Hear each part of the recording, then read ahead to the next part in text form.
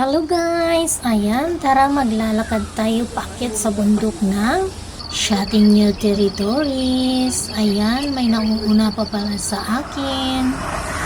Ayun, may dumaan na nagsacycling. O diba ang ganda ng mga puno? Nature lover ka din ba? Katulad ko. O diba napakasyala? Arat, tara na. Malayo na yung aking mga kasabayan. O diba bongga? Ayan. Meron ding nagsusolo flight. Akala ko ako lang mag-isa. O diba ang ganda ng panahon. Malinaw at maliwanag ang kalangitan. Kaya ayan, may nagsacycling pababa. O diba? Sana all.